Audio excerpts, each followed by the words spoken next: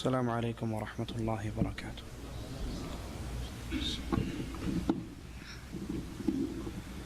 إن الحمد لله نحمده ونستعينه ونستغفره ونعوذ بالله من شرور أنفسنا ومن سيئات أعمالنا.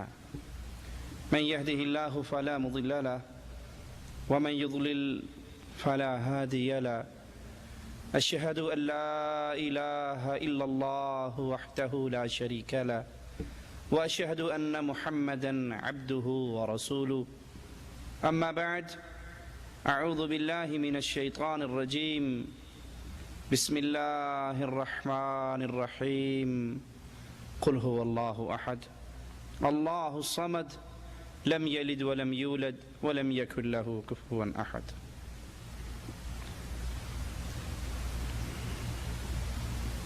ہماری یہ زندگی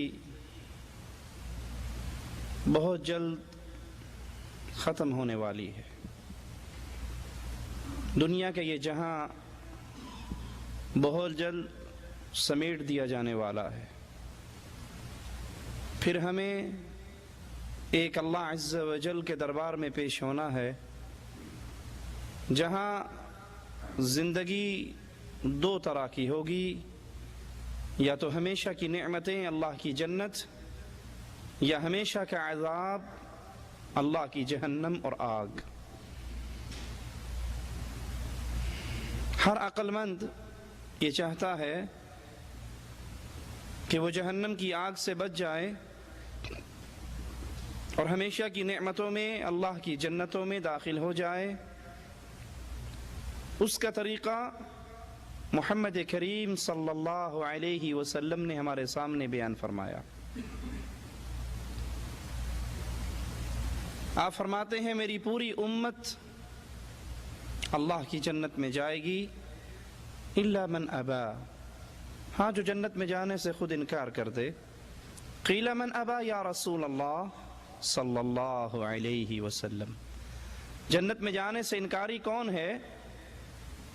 تو آپ نے جنت میں جانے والوں کا طریقہ حیات ہمارے سامنے بیان کرتے ہوئے فرمایا من اطاعنی دخل الجنہ ومن عصانی فقد ابا.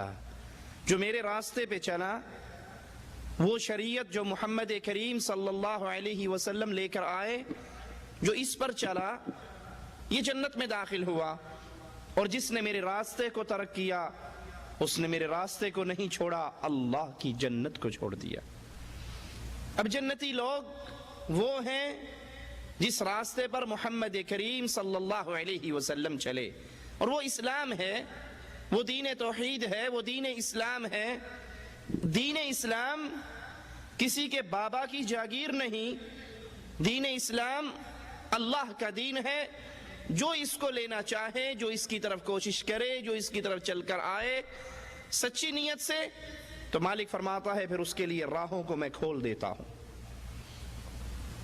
دل میں تڑپ ہو، دل میں تمنا ہو، تو بلال حبشی رضی اللہ عنہ وارضا اس لا الہ الا اللہ کی دعوت کو اپنے سینے میں سجا لیتے ہیں. اور اگر دل میں تڑپ نہ ہو، بغض اور عناد ہو، تو سگا چچا اس کو لا الہ الا اللہ پڑھنے کی توفیق نہیں ہوتی. جب یہ بات کنفرم اتھینٹک ہے کہ جنت میں داخلے کی بنیاد صرف لا الہ الا اللہ، شریعت محمد کریم صلی اللہ علیہ وسلم، تو آئیے اس دنیا کے اندر اسلام کا نام لینے والے مختلف گروہوں میں، فرقوں میں بٹے ہوئے ہیں. آئیے ہم ان کے سامنے دعوت فکر پیش کرتے ہیں. لوگو، اگر جنت میں جانے کا ارادہ ہے، اگر جہنم کی آگ سے ڈرتے ہو، اگر اپنی اس نرم نازک چمڑی کو دہکتی ہوئی آگ سے بچانا چاہتے ہو، تو آؤ محمد کریم صلی اللہ علیہ وسلم کی شریعت سے جڑ جاؤ. آؤ حق کی تلاش کرو. حق کسی ایک خانوادے کی چیز نہیں، حق کسی ایک گروہ کا ملکیت نہیں کہ فلاں گروہ میں جو ہوگا وہی حق کو پائے گا. حق نام ہے قال اللہ وقال الرسول. اللہ نے یہ حکم دیا، رسول کریم صلی اللہ علیہ وسلم نے یہ کر کے دکھایا. جس گروہ نے، جس جماعت نے ان دو چیزوں کو تھام لیا وہ اہل حق ہے. اور جو ان دو چیزوں سے پیچھے ہٹ گئے، ان کے رشتے کتنے عظیم ہوں، ان کے حسب و نسب کتنے اعلیٰ ہوں، وہ اہل حق نہیں ہیں۔ ہم ہر اس شخص کو دعوت فکر دیتے ہیں جو کتاب و سنت کی طلب رکھتا ہے، جو کتاب و سنت کی طلب رکھتا ہے، جو حق کو دیکھنا چاہتا ہے۔ اگر حق پہچاننا چاہتے ہو، حق نام ہے صرف دو چیزوں کا، ایک اللہ کی کتاب اور ایک محمد کریم صلی اللہ علیہ وسلم کا فرمان۔ اس کی روشنی میں ہم ان عقل مند شیعوں سے چند سوالات کرنا چاہتے ہیں۔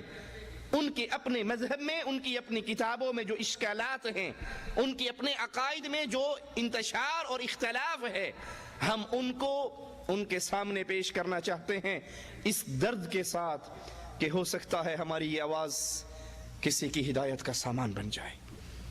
ہم کسی پر کفر کے فتوے لگانے کے قائل نہیں، اور اس دعوت کے طریقہ کار کو محمد کریم کی دعوت نہیں سمجھتے، بلکہ ہم درد دل کے ساتھ اللہ کی توحید کو پیش کرتے ہیں، رسول کریم کی سنت کو پیش کرتے ہیں، اور اس کو قبول کرنے کی لوگوں کو دعوت دیتے ہیں۔ یہ منہج، یہ سوچ، یہ فکر، یہ انداز محمدی انداز نہیں ہے کہ آپ کسی گروہ کے لیے سٹیج پہ کھڑے ہو جائیں اور نعرے لگانے شروع کر دیں، فلاں کافر، فلاں کافر، فلاں کافر۔ نہیں، ہمارا غم اور ہمارا درد وہ ہے جو ہمیں محمد کریم نے دیا ہے، اور وہ درد کیا ہے؟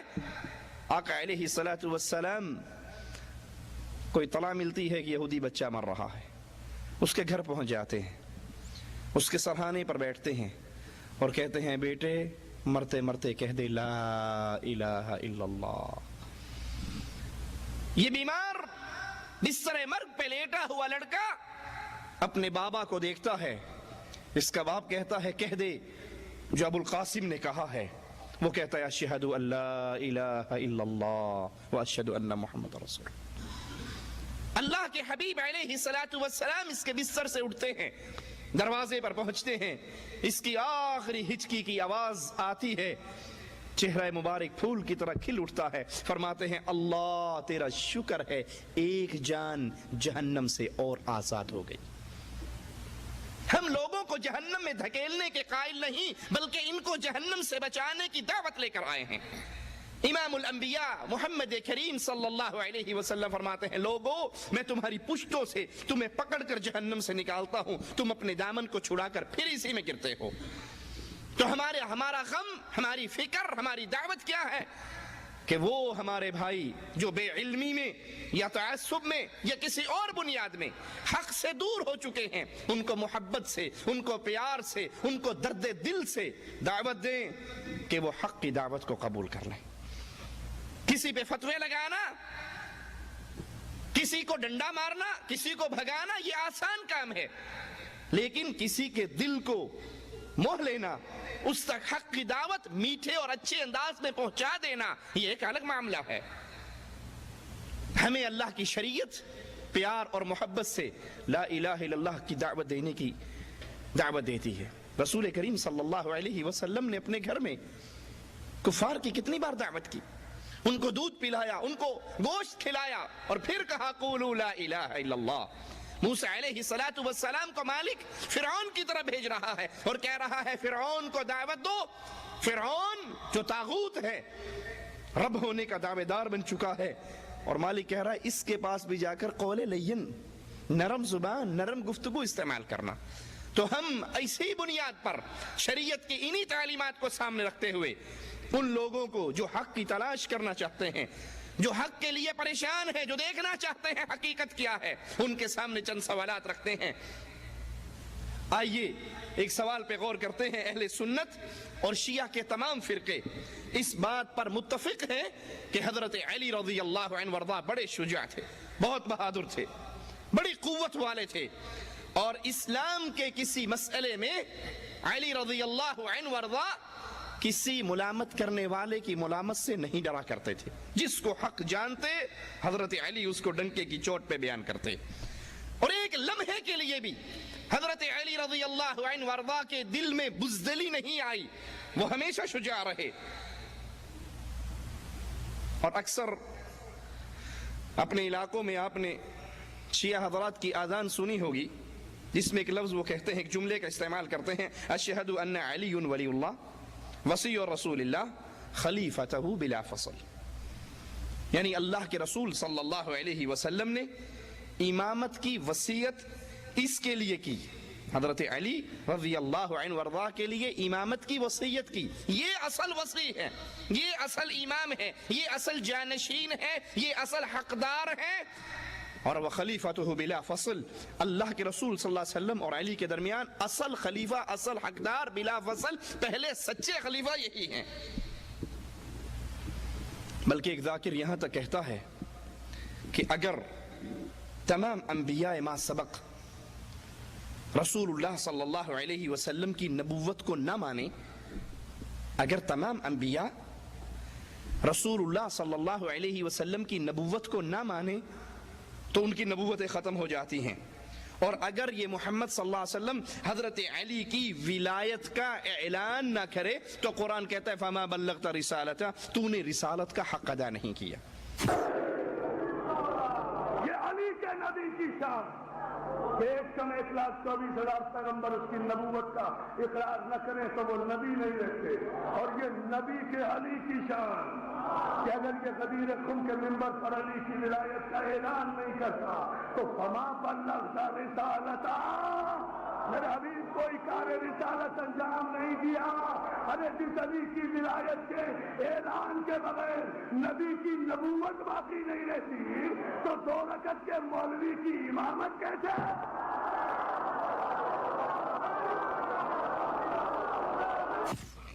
ولایت اتنی بڑی چیز ہے، علی نبی کے وصی ہیں، پہلے امام ہیں، خلیفہ بلا فصل ہیں، اور اللہ کے نبی صلی اللہ علیہ وسلم کی نبوت بھی تب بچی جب انہوں نے اس علی کی ولایت کا اعلان کیا۔ آئیے اب سوال جس پہ ہم لوگوں کی توجہ لینا چاہتے ہیں، خاص طور پہ عقل مند لوگوں کی، وہ سوال یہ ہے کہ کیا علی رضی اللہ عنہ وارضاہ کی شجاعت اور بہادری رسول کریم صلی اللہ علیہ وسلم کی وفات کے بعد بزدلی میں تبدیل ہو گئی تھی؟ سوال۔ حضرت علی جس طرح شیر خدا نبی کی زندگی میں تھے، اسی طرح نبی کی زندگی میں کے بعد بھی رہے، یا نبی کریم صلی اللہ علیہ وسلم کی زندگی کے بعد حضرت علی کی شجاعت ختم ہو گئی؟ کیوں؟ کیونکہ حضرت علی نے رسول کی وصیت، بقول تمہارے یہ رسول کی وصیت تھی کہ علی امام بنیں گے پہلے، تو حضرت علی نے رسول کی وصیت کے برخلاف ابو بکر اور عمر اور عثمان کے ہاتھ پر بیعت کیوں کی؟ وہ تو اصل جانشین تھے، وہ تو اصل خلیفہ تھے، وہ بہادر ترین انسان تھے، شجاع تھے، ان کی شجاعت کے بڑے چرچے ہیں، تو پھر اللہ کے نبی صلی اللہ علیہ وسلم کی وصیت کو ترک کر کے چھوڑ کر ابو بکر، عمر، عثمان، ان 3 خلفاء کے ہاتھ پر حضرت علی رضی اللہ عنہ وارضاہ نے کیوں بیعت کی؟ پھر حضرت علی رضی اللہ عنہ وارضاہ ان 3 خلفاء کی زندگی میں، ان کی خلافتوں میں نبی کی وفات کے بعد ایک مرتبہ بھی منبر پر چڑھ کر یہ اعلان نہیں کرتے کہ لوگوں میں اصل امام اول ہوں، میں وصی رسول ہوں، میں اس کا اصل خلیفہ ہوں، اور انہوں نے میرے اس حق کو چھینا ہے۔ اکثر آپ نے سنا ہوگا یہ حضرات دعویٰ کرتے ہیں کہ ابو بکر، عمر، عثمان نے حضرت علی کی خلافت کو چھین لیا تھا، اصل حقدار حضرت علی تھے۔ جب حضرت علی شجاع، حضرت علی شیر خدا، حضرت علی طاقتوں والے، ان کی طاقت کا ذکر کرتے ہوئے ایک ذاکر کہتا ہے حضرت علی کی طاقت کو تم کیا سمجھتے ہو کہ اس نے جب مرحب سے جنگ کرنے لگی، وہ بڑا خیبر کے قلعے کا دروازہ حضرت علی نے اپنے انگوٹھے کے ناخن پہ رکھ کے یوں اچھالا، اس وقت کا اچھلاوا آج تک واپس نہیں آیا۔ مکے کی سرزمین میں ابو طالب کے گھر میں ایک ایسا فرزند پیدا ہوا، اللہ کے گھر میں نازل ہوا، ساری زندگی اس انسان کی غذا یہ تھی کہ جو کی سوکھی ہوئی روٹی گھٹنے پہ توڑ کے پانی میں بھگو کے خود بھی کھاتا، نوکر کو بھی کھلاتا۔ غذا جو کی سوکھی ہوئی، 3 دن کی سوکھی ہوئی جو کی روٹی ہو، اور طاقت یہ ہو کہ انگشت کی پشت پہ اگے ہوئے ناخن کی نوک سے 600 من وزنی دروازہ خیبر کا علی پرندے کے ٹوٹے ہوئے پر کی طرح آسمان پہ اچھالے آج تک واپس نہ آئے، کون سمجھتا ہے؟ انا للہ و انا الیہ راجعون.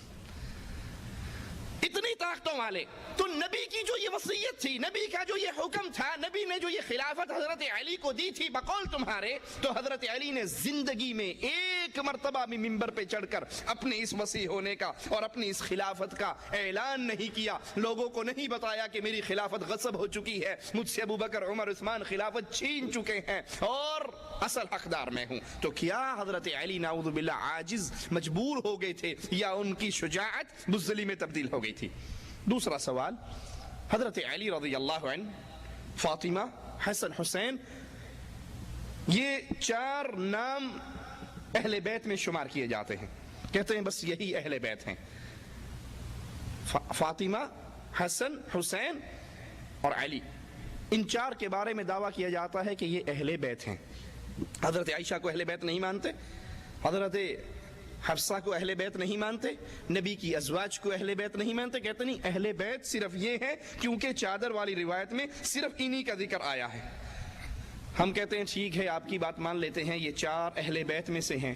سوال یہ پیدا ہوتا ہے، آپ نے تو 12 کے 12 ائمہ کو معصوم گردانا ہے. آپ کے عقیدے کے مطابق 12 کے 12 ائمہ معصوم ہیں، بلکہ 14 حضرت فاطمہ اور حضرت رسول صلی اللہ علیہ وسلم ان میں شامل ہو کر یہ 14 معصوم ہیں. تو سوال یہ ہے، حدیث میں تو صرف 4 کا نام آیا، باقی 8 کو آپ نے کس دلیل کے مطابق ائمہ معصومین میں داخل کیا؟ 4 کا ذکر تو حدیث میں آیا، علی، فاطمہ، حسن، حسین، لیکن اس کے باقی جو آپ نے باقی ائمہ کو اس میں داخل کیا، اس کی دلیل قیامت تک کوئی عقل مند نہ کسی ذاکر سے لے سکتا ہے، نہ کوئی ذاکر دے سکتا ہے. شیعہ کا دعویٰ ہے، ایک اور سوال، کہ ہمارے مذہب کے امام مؤسس امام جعفر، اور امام جعفر کا قول سنیے. شیعہ امام جعفر صادق کو، فقہ جعفریہ کا نام آپ نے سنا ہوگا نا، انہی سے منسوب ہے وہ فقہ. امام جعفر صادق کو اپنے شیعہ مذہب کا مؤسس مانتے ہیں، امام مانتے ہیں. اور امام جعفر صادق کیا کہتے ہیں؟ اولدنی ابو بکر مرتین، ابو بکر نے مجھے 2 دفعہ جنا. ابو بکر نے مجھے 2 دفعہ جنا. اربلی نے اپنی کتاب کشف الغمہ کی 2 جلد صفحہ 373 پہ یہ روایت امام جعفر صادق سے نقل کی ہے کہ ابو بکر نے مجھے 2 دفعہ جنا، کیونکہ جعفر صادق رحمہ اللہ کا نسب 2 طریق سے ابو بکر رضی اللہ عنہ وارضاہ تک پہنچتا ہے. پہلے والدہ کی طرف سے، والدہ کا نام سنیے، فاطمہ بنت قاسم ابن ابی بکر. حضرت امام جعفر صادق کی والدہ کا نسب بھی ابو بکر تک پہنچتا ہے. دوسرا، ان کی نانی کی طرف سے بھی ان کا نسب ابو بکر صدیق تک پہنچتا ہے. نانی کا نسب سنیے، اسماء بنت عبد الرحمن ابن ابی بکر. فخر کر رہے ہیں جعفر صادق کہ میرا رشتہ ابو بکر سے 2 دفعہ کا ہے اور 2 دفعہ ابو بکر نے مجھے جنا ہے. میری نانی بھی اسی سے ہے اور میری والدہ بھی اسی سے ہے. تو اب سوال یہ ہوتا ہے کہ شیعہ اپنے اسی امام جعفر صادق سے ابو بکر رضی اللہ عنہ وارضاہ کی توہین میں بے بہا روایات نقل کرتے ہیں، جھوٹی روایات نقل کرتے ہیں جس میں ابو بکر رضی اللہ عنہ وارضاہ کی توہین ہے. تو یہ کیسے ہو سکتا ہے؟ ایک امام، ایک عقل مند، ایک عالم، ایک طرف تو ابو بکر رضی اللہ عنہ وارضاہ کے نسب میں ہونے میں فخر محسوس کرے اور دوسری طرف وہ اسی ابو بکر کی توہین کرے. یہ ممکن ہے؟ یہ کام ایک جاہل، ایک پاگل تو کر سکتا ہے، لیکن ایک امام، ایک عقل مند، ایک عالم، ایک فقیہ وہ یہ کام نہیں کر سکتا. وہ تو ایک طرف ایک روایت میں ابو بکر کے نسب نامے میں شامل ہونے پر فخر کر رہے ہیں اور دوسری طرف تم ان سے وہ روایات نقل کرتے ہو جس میں وہ نعوذ باللہ ابو بکر رضی اللہ عنہ کو گالیاں دیتے ہیں. تو کون سی بات سچی ہے؟ یہ بھی تمہارے مذہب میں ہے اور یہ بھی تمہارے مذہب میں ہے. سچ کیا ہے؟ یہ سوال باقی رہے گا. شیعہ کا عقیدہ ہے کہ حضرت عمر رضی اللہ عنہ وارضاہ حضرت علی کے بہت بڑے دشمن تھے، بلکہ شیعہ ذاکر اپنی مجلسوں میں حضرت عمر کو گالیاں دیتے. حضرت عمر کے بارے میں کہتے ہیں کہ عمر علی کی چغلیاں کیا کرتے تھے. پاکستان کا ایک ذاکر ہے فاضل علوی، اس کا نام ہے، علیہ من اللہ ما یستحق. وہ حضرت عمر کو گالی دینے کے لیے ایک قصہ گھڑتا ہے، یہودی کے کتے کا قصہ. کا یہودی اس نے کتا رکھا ہوا تھا، صحابہ صبح فجر کی نماز پڑھنے کے لیے مسجد میں آتے، ایک دن اس کتے نے ایک صحابی کو کاٹ لیا، وہ روتا اللہ کے نبی کے پاس ہے، اللہ کے نبی مجھے کتے نے کاٹ لیا، آپ نے کہا صبر کرو۔ اگلے دن پھر لوگ نماز پہ جاتے ہوئے گفتگو کرتے ہوئے جا رہے، اس کتے نے ایک اور کو کاٹ لیا۔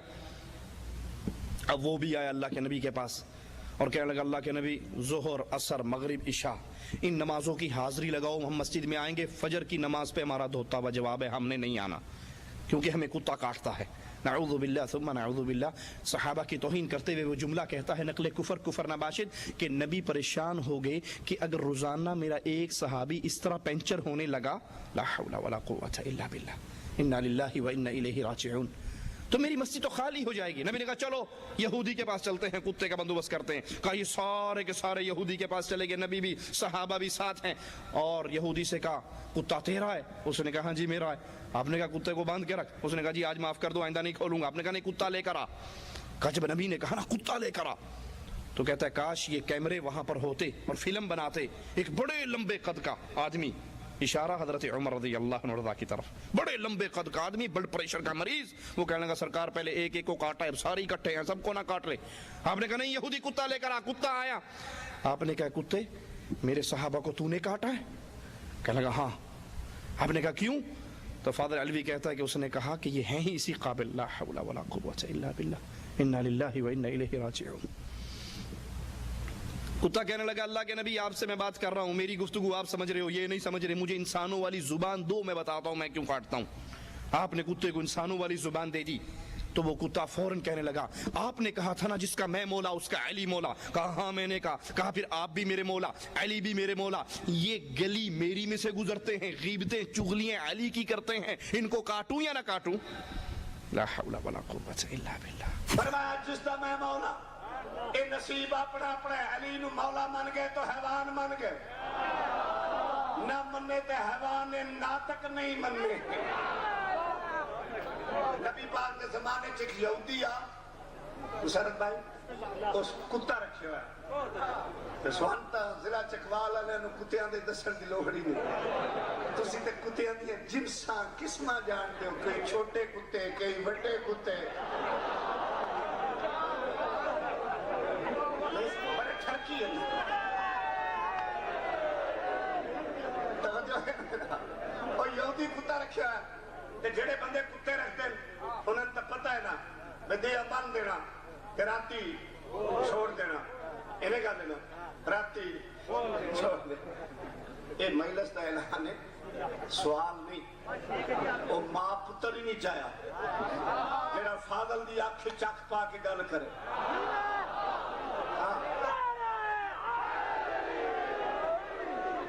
تے جڑے کتے رکھ دیو پتہ ہے نا بدیاں بن دینا راتی چھوڑ دینا، کہ جڑا کتا راتی چھوڑیا مننے مرشد رات دے چھوڑے ہوئے کتے اذانہ ویلے تینیں ڈھان دیں، رات دے چھٹے ہوئے کتے رات دے چھٹے ہوئے،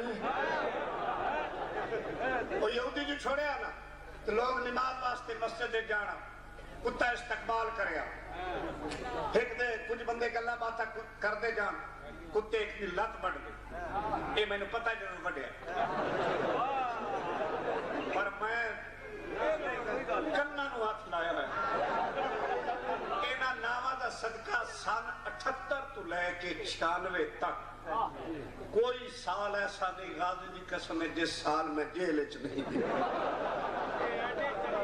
سال 96 میں 5 مہینے کٹے، میرا چھوٹا جا پترو آکھے ابو جی تسی زد چھوڑ دے، میں کہا میرا پتر آج تو بعد میڈے بھی لیکے کھٹے پہن جنہ دا نا لے کے اتھے ڈکینے اللہ جڑے اگے کڑی پھاٹا کے چلگنا، او بندے جو گلہ باتا کر دے جان امیر بھائی تے کتے ایک دلات پڑھ لے، او پاک نبی کو لائے آکھن لگا پلیز یا رسول اللہ I request you don't mind۔ نبی فرمایا sweet heart my father in law،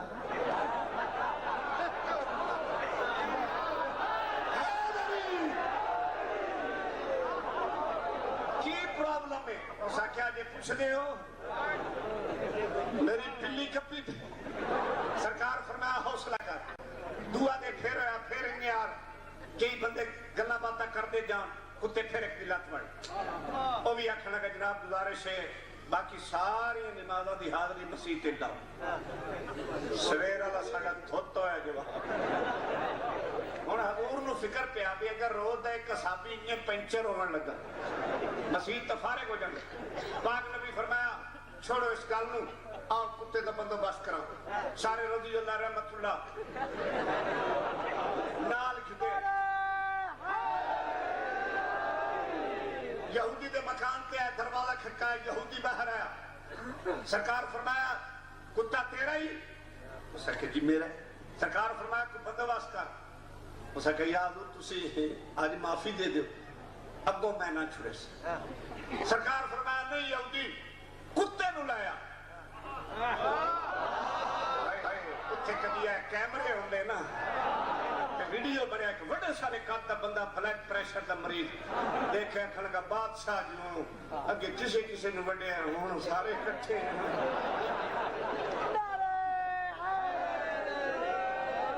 سرکار فرمایا نہیں یہودی کتے نو لایا یہودی رسی پکڑی ہوئی کتے نو لے آ رہے ہیں کتے نو لے آ رہے ہیں یہ کی لکھیا نہیں ہے کر لینا صاحب جدہ کتے ویکھے نبی یہودی چھکے اپنے پاس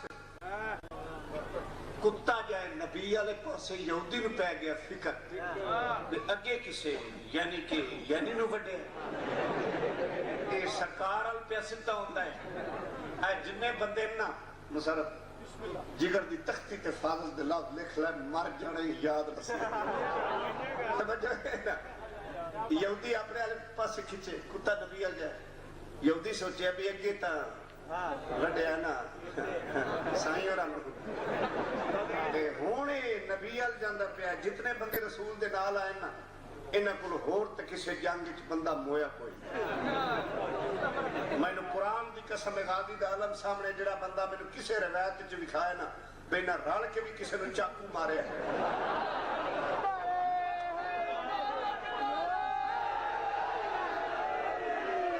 میں مذہب چھوڑ دے سا تے وقت بہن نو کٹن نال تا بندہ بہادر نہیں نہ بندا یہودی اپنے پاسے چکے کتا نبی آ جائے پاک نبی نے کتے دی بے قراری بے چینی بے تابی نو نٹھا فرمایا یہودی انو چھوڑ دے یہودی چھڑیا کتا دوڑ کے پاک نبی کو کھونڈا سوٹا سرکار فرمایا اور سر چاہے نا کتے سر چاہے انہاں تو بڑے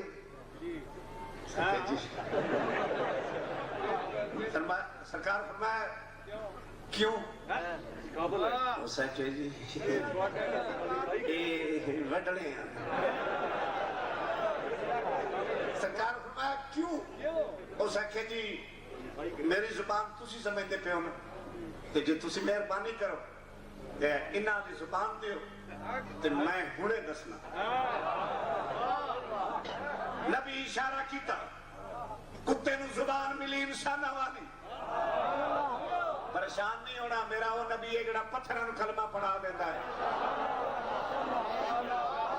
نبی فرمایا ہوندہ سنن کیوں وڈے کتا دا جناب تسی فرمایا نا من کنت مولا فہاد علی مولا جینا میں مولا اس دا علی مولا نبی فرمایا بالکل اچھا کتا دا انصاف تو ساڑے دیا جے تسی میرے مولا تے علی بھی میرا مولا تے جے علی میرا مولا ہوئے ایک گلی میری چکدرن چگلیاں تے گلے علی دے کرن میں برداشت کر سکنا اب اس روایت کا کوئی وجود ان کی اپنی کتابوں میں بھی کوئی وجود نہیں سارا مذہب جھوٹ پر ہے آواز پہ آندھی ہے سارا مذہب کس پر ہے آواز آنے پر آواز آ رہی ہے بھلے پیچھے شیطان ہی آواز کر رہا ہو اپنی کسی کتاب سے بھی اس جھوٹی یہودی کتے کی روایت کا ثبوت نہیں دے سکتے لیکن چھوڑیے ہم سوال سنیے یہ ان کے بقول حضرت عمر رضی اللہ عنہ وارضا حضرت علی کے بہت بڑے دشمن تھے لیکن جب ہم شیعہ سنی دونوں کتابوں کو دونوں مذہب کی تاریخی کتابوں کو دیکھتے ہیں تو یہ ہمیں روایت ملتی ہے کہ حضرت عمر رضی اللہ عنہ وارضا جب بیت المقدس کی چابیاں لینے کے لیے گئے تو مدینے کا امیر کس کو بنا کر گئے حضرت علی رضی اللہ عنہ وارضاہ کو مدینے کا والی، اپنا نائب، اپنا خلیفہ، اپنا جانشین حضرت عمر مدینے میں حضرت علی کو بنا کر جا رہے ہیں، خود چابیاں لینے کے لیے بیت المقدس گئے ہیں، تو یہ کیسے ہو سکتا ہے کہ عمر حضرت علی سے دشمنی بھی رکھتے ہوں اور اپنے دشمن کو اپنی خلافت کا سٹیج بھی دے کر جا رہے ہوں؟ یہ کیسے ممکن ہے؟ اگر اس سفر میں حضرت عمر شہید کر دیے جاتے، اگر اس سفر میں حضرت عمر شہید ہو جاتے یا تبھی موت مر جاتے، تو مسلمانوں کا مستقل خلیفہ کون بنتا؟ حضرت علی، کیونکہ حضرت علی کو حضرت عمر رضی اللہ عنہ وارضاہ اپنی جگہ پر بٹھا کر جا رہے ہیں۔ تو یہ کیسے ممکن ہے کہ ایک طرف تم یہ دعویٰ کرو کہ عمر علی کے دشمن تھے، عمر علی کے دشمن تھے، اور دوسری طرف یہی عمر اسی علی کو رضی اللہ عنہما اپنے بعد مسلمانوں کا والی اور خلیفہ بنا کر جا رہے ہیں؟ یہ سوال ہو سکتا ہے کسی کی ہدایت کا سبب بن جائے۔ اس سوال پہ غور کیجئے اور اپنے ذاکروں سے اس کا جواب لیجئے۔ جب حضرت عمر نے حضرت علی کو امیر مدینہ بنایا اور خود بیت المقدس کی چابیاں لینے کے لیے گئے، دوسرا سوال اسی سوال پہ، تو تمہارے عقیدے کے مطابق عمر غاصب تھے نا؟ حضرت علی کا حق چھینا تھا انہوں نے، تو حضرت علی کے لیے اس سے بڑا سنہری موقع اور کیا ہوتا کہ جس نے اس کا حق چھینا ہے وہ غلطی سے اس کو اس کرسی پہ بٹھا کے چلا گیا اور خود آؤٹ آف مدینہ ہے، باہر ہے، تو حضرت علی نے حضرت عمر کا تختہ کیوں نہیں الٹا؟ حضرت علی نے حضرت عمر کی حکومت کا تختہ کیوں نہیں الٹا اور کیوں لوگوں کو نہیں بتایا کہ اس نے غصب کیا تھا اور اب میرے پاس یہ خلافت دوبارہ آ گئی ہے، اب خلیفہ بلا فصل میں ہی ہوں اور میں یہ حکومت واپس عمر کو نہیں دیتا؟ بلکہ جب حضرت عمر واپس آئے تو حضرت علی رضی اللہ عنہ وارضاہ وہ تمام امور خلافت حضرت عمر کے حوالے کر دیتے ہیں۔ دو سوال ہیں، اگر حضرت عمر علی کے دشمن تو علی کو کیوں امیر مدینہ بنایا، اور اگر حضرت علی رضی اللہ عنہ وارضاہ یہ سمجھتے تھے کہ عمر غاصب ہے تو عمر کے آنے پر یہ خلافت ساری دوبارہ اس کے حوالے کیوں کر دی؟ ایک اور سوال پہ غور کیجئے، اے عقل مند انسانوں، شیعہ مذہب میں سجدہ کرتے ہوئے 8 چیزوں پر سجدہ کرنے کا حکم ہے۔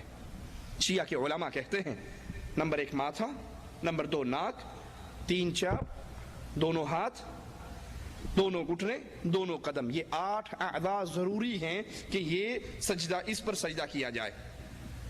شیعہ کی کتاب وسائل الشیعہ حر العاملی کی جلد نمبر 3 صفحہ 598 میں ہے، اور اسی طرح شیعہ علماء کہتے ہیں کہ سجدہ اس چیز پہ کرنا واجب ہے جو نہ کھائی جا سکے نہ پہنی جا سکے، اسی لیے اپنے ماتھے کے نیچے کربلا کی مٹی رکھتے ہیں۔ اب یہاں سوال یہ پیدا ہوتا ہے کہ کربلا کی مٹی کو صرف ماتھے کے نیچے کیوں رکھتے ہیں؟ تمہارے مذہب میں حکم کتنا ہے؟ 8 چیزوں پہ سجدہ کرنے کا، تو کربلا کی مٹی ماتھا، ناک، ہاتھ، گھٹنے، پاؤں، ان سب کے نیچے کیوں نہیں رکھی جاتی؟ صرف ماتھے کے نیچے اس کربلائی مٹی کو کیوں رکھتے ہو؟ صرف ماتھا خاص کرنے کی دلیل اپنے مذہب کی کسی کتاب سے دے دو، اس کی تخصیص کی کوئی دلیل نہیں ہے۔ ایک اور سوال، توسی نے اپنی کتاب الغیبہ میں لکھا ہے، اور بھی بہت سی روایات شیعہ ہیں، کہ جب ہمارا 12واں امام محمد بن حسن العسکری جو آخر زمانے میں اپنی غار سے باہر نکلیں گے تو وہ آل داؤد کی شریعت کو نافذ کریں گے۔ سوال پہ غور کرنا، محمد بن حسن العسکری امام غائب نمبر 12 جب یہ باہر آئیں گے آخر زمانہ میں اور حکومت کریں گے تو وہ آل داؤد کی شریعت کو نافذ کریں گے۔ سوال یہ پیدا ہوتا ہے کہ شریعت محمد صلی اللہ علیہ وسلم وہ شریعت ہے جس نے پچھلی تمام شریعتوں کو منسوخ کر دیا۔ هو الذي ارسل رسوله بالهدى ودين الحق ليظهره على الدين كله، یہ شریعت تو آئے ہے، شریعت ہی وہ ہے، دین محمد وہ دین ہے جس کے آنے کے بعد پچھلے سارے ادیان منسوخ ہو گئے ہیں۔ تو امام نمبر 12 محمد بن حسن العسکری جب آئیں گے حکومت کریں گے تو وہ دین محمد کو نافذ کیوں نہیں کریں گے؟ وہ شریعت محمدیہ کو نافذ کیوں نہیں کریں گے؟ وہ شریعت داؤد کو کیوں نافذ کریں گے؟ سب سے کامل شریعت تو محمد کریم صلی اللہ علیہ وسلم کی ہے۔ جائیے اس سوال کو دلوں میں بٹھائیے اور ان سے پوچھئے کہ محمد کریم صلی اللہ علیہ وسلم کی شریعت ہوتے ہوئے 12ویں امام صاحب شریعت داؤدی کو کیوں نافذ کریں گے؟ ایک اور سوال، شیعہ کا عقیدہ ہے کہ ہمارے جتنے ائمہ معصومین ہیں ان سب کا حمل ان کی ماؤں کے پیٹ میں نہیں ہوتا بلکہ پہلو میں ہوتا ہے۔ ہمارے جتنے 12 ائمہ ہیں ان سب کا حمل ہماری ائمہ کی والداؤں کے پیٹ میں نہیں ہوا بلکہ پہلو میں ہوا، اور جب یہ پیدا ہوئے تو ماں کی شرمگاہ کی سے باہر نکلنے کی بجائے یہ ماں کی ران سے پیدا ہوئے، اور یہ عقیدہ منتہی الاعمال صفحہ 325 پر موجود۔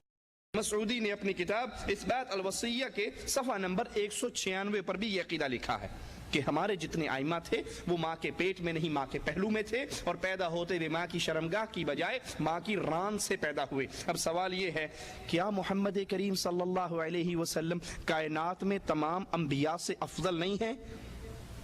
کیا محمد کریم صلی اللہ علیہ وسلم تمام ائمہ سے افضل نہیں ہیں؟ جب اللہ کے نبی اتنی عظمتوں والے ہیں، کائنات کی تمام مخلوقات کے سردار ہیں، امام ہیں، تو پھر بتائیے اگر یہ فضیلت ہے ائمہ کی کہ وہ پیٹ کی بجائے پہلو میں ان کا حمل ہوا اور ماں کی شرمگاہ کی بجائے وہ ران سے پیدا ہوئے، اگر یہ فضیلت والی بات تھی تو محمد کریم اس سے کیوں محروم رہ گئے؟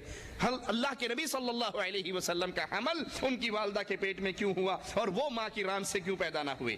یہ شیعہ مذہب کا وہ غلو ہے اور ان کے تناقض کا کھلا ثبوت ہے کہ اگر یہ عزت عظمت کی بات ہے تو اس کے پہلے حقدار تو محمد کریم صلی اللہ علیہ وسلم ہے۔ شیعہ اپنے امام جعفر صادق سے روایت کرتے ہیں کہ انہوں نے فرمایا، صاحب هذا الامر رجل لا يسميه باسمه الا کافر۔ انوار النعمانیہ جلد نمبر 2 صفحہ 53۔ اور ابو محمد حسن العسکری سے روایت بیان کرتے ہیں انہو قال لأم المہدی ستحملین ذکرا واسمہ محمد وہو القائم من بعدی۔ یہ حوالہ بھی انوار النعمانیہ جلد 2 صفحہ 55 کا ہے۔ پہلے والا جلد 2 صفحہ 53 پہ ہے اور دوسرا حوالہ صفحہ 55 پہ ہے۔ پہلی روایت کیا ہے کہ امام جعفر صادق فرماتے ہیں قائم آل محمد رجل ایک آدمی ہوگا، اس کے نام کی صراحت امام جعفر صادق نہیں کرتے بلکہ کہتے ہیں اس کے نام کی صراحت کرنے والا کافر ہوگا۔ بس وہ ایک آدمی ہوگا، رجل کا ذکر آیا، اس کا نام نہیں بیان کیا بلکہ کہا جو اس کا نام بیان کرے وہ کافر ہے، بس وہ قائم آل محمد ہے۔ اور اسی کتاب اسی جلد 3 صفحوں کے بعد وہ لکھتے ہیں کہ انہوں نے 12ویں امام کی والدہ سے کہا کہ تمہیں حمل ہوگا ایک لڑکے کا جس کا نام محمد ہوگا اور وہ میرے بعد قائم آل محمد ہوگا۔ یہ کیسے ممکن ہے؟ ایک صفحے پر 3 صفحے پہلے کہہ رہے ہیں کہ 12ویں امام کا نام لینے والا، نام رکھنے والا کافر ہے، نام کی صراحت نہیں، اور 3 صفحے کے بعد اس کا نام خود بیان کر رہے ہیں۔ یہ کتنا بڑا ٹکراؤ ہے، یہ کتنا بڑا ابہام اور اشکال ہے۔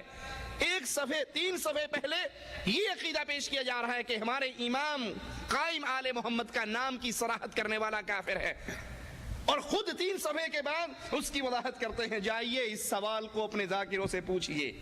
ایک اور سوال، اگر کوئی سنی شیعہ ہونا چاہے تو اس کو شیعت کے اتنے زیادہ فرقوں میں سے کس فرقے میں شامل ہونا پڑے گا؟ وہ امامیہ شیعہ بنے یا اسماعیلیہ شیعہ بنے یا اسماعیلیوں کے پھر آگے فرقے آغا خانیہ بنے، بہرہ بنے، نصیریہ بنے، زیدیہ بنے، شیعہ مذہب میں سے کون سا مذہب اختیار کرے؟ اور سب کے سب یہ اس بات کے دعوے دار ہیں کہ وہ اہل بیت سے ہیں، اور سب کے سب علی کی امامت کے دعوے دار ہیں، اور سب صحابہ کرام سے بغض اور عداوت میں اکٹھے ہیں، اور سب حضرت علی کو رسول کریم کا خلیفہ بلا فصل مانتے ہیں۔ اب سوال یہ ہے، اگر آج کوئی سنی شیعہ ہونا چاہے تو وہ اتنے زیادہ فرقوں میں سے کس فرقے میں شامل ہو؟ امامیہ بنے، اسماعیلیہ بنے، دروز یا فاطمیوں فرقوں کی جو باقیات ہیں اس کے اندر داخل ہو؟ جائیے اور اس سوال کا جواب تلاش کیجئے۔ ایک اور سوال، جب شیعوں سے 12ویں امام کی دلیل مانگی جائے تو وہ حدیث کا ذکر کرتے ہیں جو چادر والی حدیث کے نام سے مشہور ہے، جس میں رسول اللہ صلی اللہ علیہ وسلم نے 4 کا ذکر کیا، علی، فاطمہ، حسن اور حسین۔ سوال پیدا ہوتا ہے، اس حدیث میں حضرت فاطمہ کے نام کی صراحت موجود ہے، اللہ کے نبی نے ان کا نام لیا حضرت فاطمہ کا، مگر تم نے 12 اماموں کی جو فہرست بنائی اس میں سے حضرت فاطمہ کا نام کیوں نکالا؟ آپ کے پاس امامت کے لیے دلیل جو حدیث ہے اس حدیث میں حضرت فاطمہ کا نام نص سے ثابت ہے، اللہ کے نبی اس کا نام لے رہے ہیں، فاطمہ، علی، حسن، حسین۔ تو جو 12 اماموں کی آپ کی لسٹ ہے اس میں سے حضرت فاطمہ کا نام کیوں نکالا، حالانکہ فاطمہ کا نام تو محمد کریم صلی اللہ علیہ وسلم نے خود لیا۔ ایک اور سوال، جس طرح شیعہ مجالس ذکر حسین میں ماتم کرتے ہیں، یکم محرم سے ہی مجلسیں شروع ہو جاتی ہیں اور 40ویں تک، چہلم تک یہ مجلسیں چلتی ہیں، اپنے آپ کو پیٹتے ہیں، تو رسول کریم صلی اللہ علیہ وسلم کا بیٹا ابراہیم رضی اللہ عنہ وارضاہ جب فوت ہوئے، اگر یہ ماتم کرنا دین، اگر یہ ماتم کرنا ثواب، تو اللہ کے رسول علیہ الصلوۃ والسلام نے اپنے بیٹے ابراہیم کی وفات پر ماتم کیوں نہیں کیا؟ آگے چلیے، حضرت فاطمہ رضی اللہ تعالی عنہ جب فوت ہوئیں تو امام معصوم اول حضرت علی رضی اللہ عنہ وارضاہ نے فاطمہ کی وفات پہ ماتم کیوں نہیں کیا؟ اگر حضرت حسین کی یاد میں ماتم کرنا ثواب ہے، ماتم کرنا دین ہے، ماتم کرنا اسلام ہے، اس سے اجر و ثواب ملتا ہے، تو خود اللہ کے نبی نے اپنے بیٹے ابراہیم کی وفات پر جب آپ کی آنکھوں سے آنسو نکلے، صحابہ نے کہ اللہ کے نبی آپ رو رہے ہیں، آپ نے فرمایا یہ تو محبت ہے، یہ تو محبت ہے جو میری آنکھوں سے بہ رہی ہے، زبان سے میں صرف وہ کہوں گا جس سے میرا اللہ راضی ہوگا، اے ابراہیم تیری جدائی نے ہمیں غمناک کر دیا ہے، لیکن زبان سے وہی کہتے ہیں انا للہ و انا الیہ راجعون۔ نبی ابراہیم کی وفات پہ ماتم نہیں کر رہے، علی فاطمہ کی وفات پر ماتم نہیں کر رہے۔ اگر یہ ماتم کرنا دین ہوتا تو رسول کریم صلی اللہ علیہ وسلم اس پر عمل کرتے، حضرت علی اس پر عمل کرتے۔ ان کا ایک اور عقیدہ ہے کہ نعوذ باللہ ثم نعوذ باللہ، صحابہ کی اکثریت منافق تھی، کفار اور مرتد تھے، سوائے چند ایک کے۔ مجالس ذکر حسین میں پگڑی پہنے ہوئے، کالی پگڑی پہنے ہوئے بابا یہ آوازیں لگاتے ہیں۔ اب ہم عقل مند لوگوں سے سوال کرتے ہیں کہ اگر اللہ کے رسول صلی اللہ علیہ وسلم کی موت کے بعد صحابہ مرتد ہوئے اور سوائے چند ایک کے صرف چند ایک باقی رہے، جیسے سورہ کافی کے اندر اس کی صراحت موجود ہے، کسی روایت میں 3 ہے، کسی میں 4 ہے اور کسی روایت میں 7 ہے، تو پھر سوال یہ پیدا ہوتا ہے جب صحابہ کی اکثریت کفار، مرتد اور منافقین کی تھی اور نبی کریم صلی اللہ علیہ وسلم کے ساتھ مومن بہت تھوڑے سے لوگ تھے، تو اس اکثریت نے نبی کریم کے ساتھ جو تھوڑے سے لوگ تھے ان سے قتال کر کے ان کو ختم کیوں نہیں کر دیا؟ تمہارے عقیدے کے مطابق 3، 4 یا 7 یا چند لوگ حق پر نبی کے ساتھ تھے اور اکثریت کفار کی تھی، منافقین کی تھی، جو آپ کے ساتھ کسی نہ کسی لالچ میں لگے ہوئے تھے۔ تو سوال یہ ہوتا ہے جب ایک طرف 1,24,000 44,000 کم و بیش 1 لاکھ سے زیادہ لوگ ہیں جو نعوذ باللہ بقول تمہارے کفر اور شرک اور نفاق پر ہیں، اور دوسری طرف نبی کے ساتھ 4، 3 یا 7 یا تھوڑی سی ایک جماعت ہے، تو اتنی بڑی اکثریت جو اندر سے کافر تھی، جو اندر سے منافق تھی، انہوں نے ان تھوڑے سے لوگوں کو قتل کیوں نہیں کیا، ان کو ختم کیوں نہیں کیا؟ اگر آپ یہ کہیں کہ نہیں صحابہ کرام کی وفات کے بعد، نبی کریم کی وفات کے بعد صحابہ مرتد ہوئے، جیسے کلینی نے اپنی کتاب میں اس کی صراحت کی کہ مسلمان 4 یا 7 یا چند ایک بچے، اور نبی کریم کی وفات کے بعد ان کی اکثریت ارتد الناس بعد النبی، نبی کی وفات ہوتے ہی یہ سارے کے سارے مرتد ہو گئے، تو پھر سوال یہ بچتا ہے یہ جو اکثریت صحابہ کی مرتد ہو گئی تھی، انہوں نے ان 3، 4، 7 کو قتل کر کے ان کو ختم کر کے دوبارہ کفر کا دورہ کیوں شروع نہیں کیا؟ ان کے آباء و اجداد بتوں کو پوجتے تھے، یہ اکثریت دوبارہ دین آباء پر لوٹ چکی تھی، وہ چند جو مسلمان رہ گئے تھے اس اکثریت نے ان کو مارنے کے بعد پھر بتوں کی پوجا والا دور دوبارہ شروع کیوں نہیں کر دیا؟ سوچئے اس سوال پہ۔ آپ کا دعویٰ ہے، اصول کافی کی روایت ہے، ارتد الناس بعد النبی الا 4، 4 کے علاوہ باقی سارے نبی کی وفات کے ساتھ ہی مرتد ہو گئے، تو ان ساروں نے مل کے ان 4 کو قتل کر کے دوبارہ بت پرستی اور شرک کا دورہ کیوں نہیں شروع کیا اگر یہ واقعی اپنے دین پر واپس لوٹ چکے تھے؟ شیعہ کا عقیدہ ہے کہ حسین رضی اللہ عنہ وارضاہ کی شہادت پر رونا مستحب ہے۔ کیا اس کی کوئی دلیل ہے؟ اور اس کی دلیل بھی کہ شیعہ کی اپنی کتابوں کے اندر یہ روایت موجود ہے کہ حضرت حسین اپنی بہن زینب کو ماتم کرنے، گریبان پھاڑنے، سینہ کو بھی کرنے سے منع کر رہے ہیں۔ پھر سوال پیدا ہوتا ہے کہ حضرت حسین کی شہادت پر حسین کی اولاد میں سے کسی امام معصوم نے ماتم کیوں نہیں کیا؟ اگر یہ ماتم حضرت حسین کی وفات پہ رونا بقول تمہارے عقیدے کے ثواب ہے، اجر ہے، تو پھر پہلا سوال حضرت حسین کی اولاد میں سے بیمار کربلا نے یہ ماتم کیوں نہیں کیا؟ اور آج بھی جو بڑے بڑے ذاکر ہیں وہ صرف اتنے پہ گزارا کیوں کر لیتے ہیں؟ جو نیچے بیچارہ غریب طبقہ ہے، جو کرائے پہ آیا ہوا ہوتا ہے، ان کے ہاتھ میں تو زنجیریں ہیں، تلواریں ہیں، خون بہ رہا ہے، فوارے اڑ رہے ہیں، اور جو بڑی بڑی پگڑیوں والے ہیں وہ صرف اتنے بے گزارا کرتے ہیں، کیا حسین، کیا حسین، ہاتھ بھی زور سے نہیں مارتے کہیں پینا ڈالنا کھانی پڑ جائے۔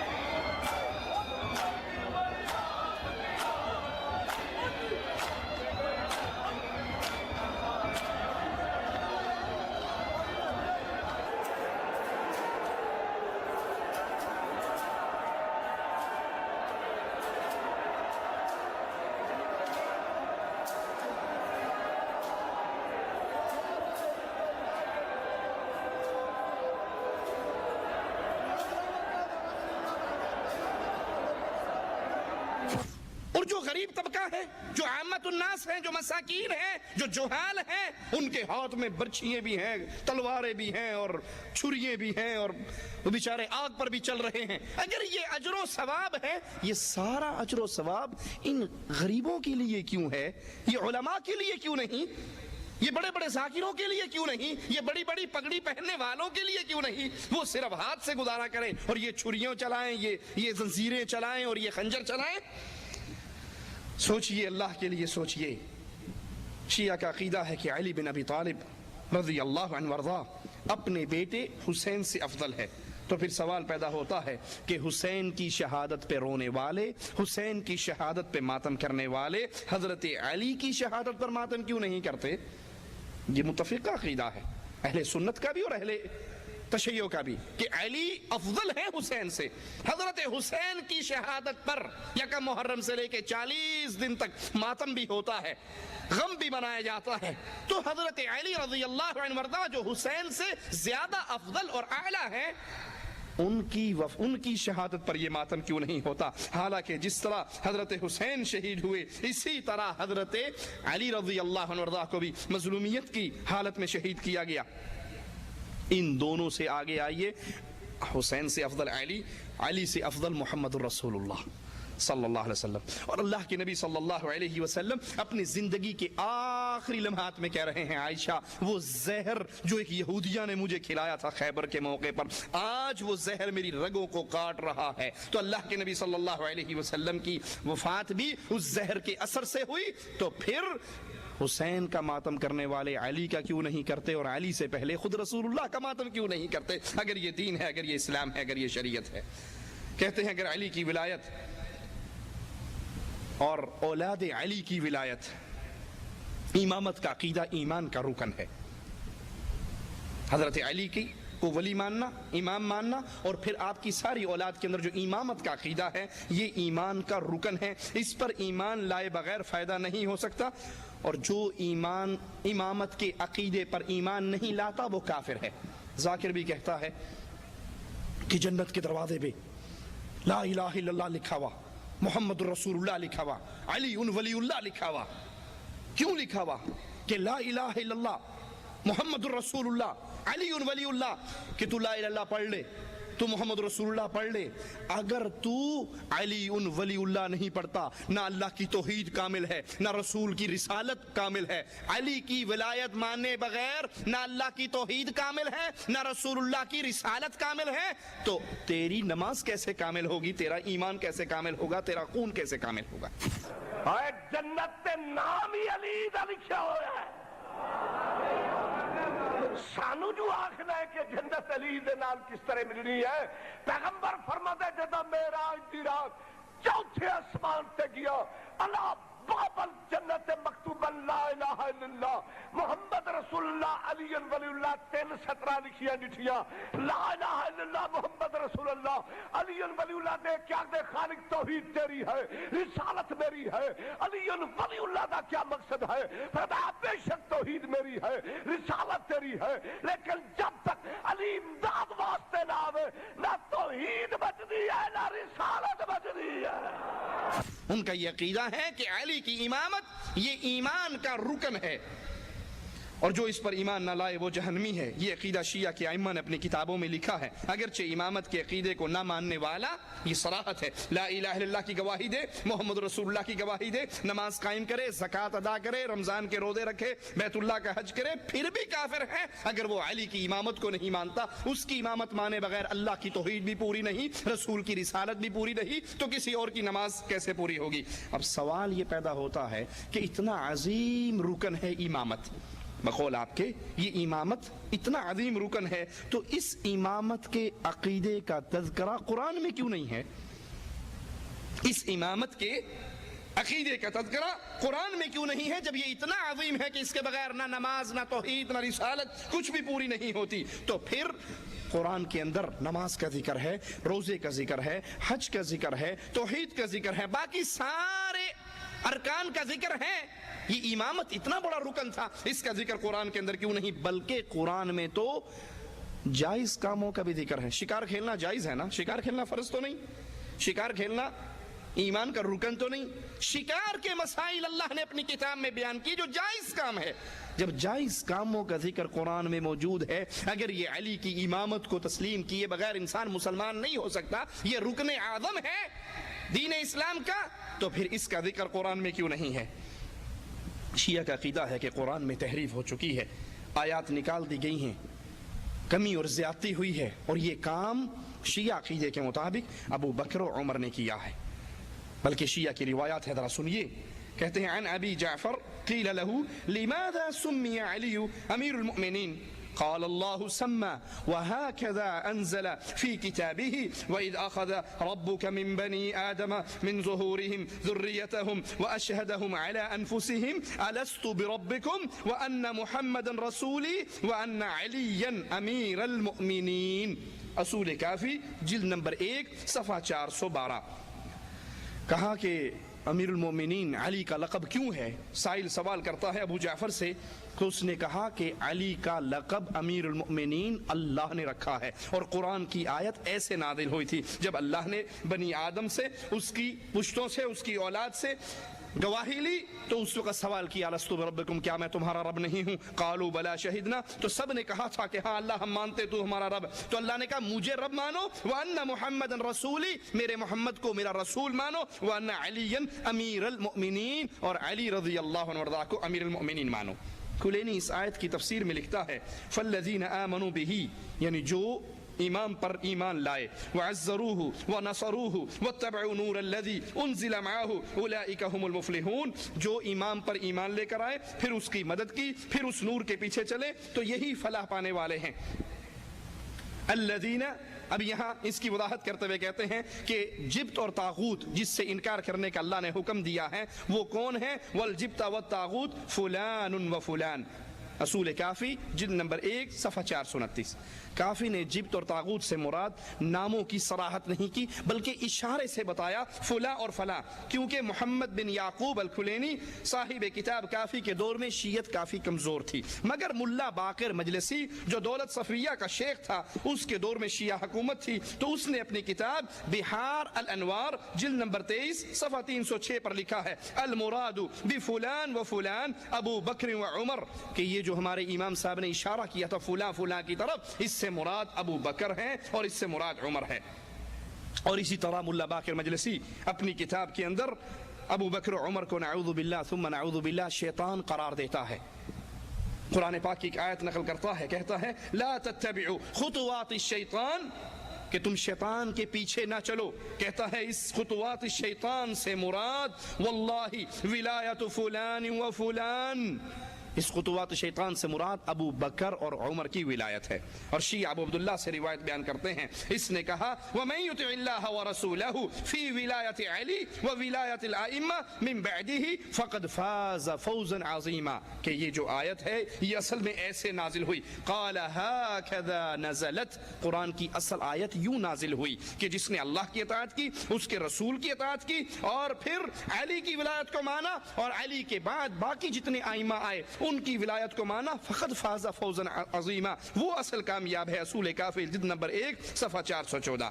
ایک اور روایت سنیے، عن ابی عبداللہ علیہ السلام قال نزل جبرائیل علی محمد صلی اللہ علیہ وسلم بهذه الآیہ هكذا یا ایها الذین اوتوا الكتاب آمنوا بما نزلنا فی علی نورا مبینا، کہ جبرائیل اللہ کے رسول کے پاس جو آیت لے کر آئے وہ اصل یوں تھی آیت، یا ایھا الذین اوتوا الکتاب آمنوا بما نزلنا فی علی نورا مبینا، اصول کافی جلد نمبر 7 صفحہ 86۔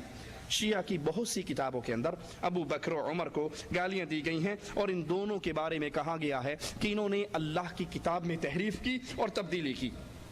اگر یہ تحریف اور تبدیلی کی آیات آپ کے سامنے پیش کرنے شروع کر دی جائیں تو اس پر راتیں گزر جائیں۔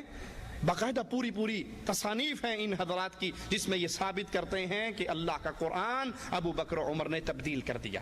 اب سوال پیدا ہوتا ہے، اے عقل مند شیعو غور سے سنو، اگر تم ہدایت کو تلاش کرنا چاہتے ہو، اگر تم حق کی تلاش میں ہو، اگر تم اس سوچ میں ہو کہ ہمیں وہ دن نصیب ہو کہ ہم حق کے راستے پر چلیں، تو سوال اپنی کی بات سے پیش نہیں کر رہے، اپنی کتابوں سے نہیں، آپ کی اپنے مذہب کی کتابوں میں یہ روایت موجود ہے اور روایات موجود ہیں کہ حضرت ابو بکر عمر نے قرآن کو بدل دیا تھا۔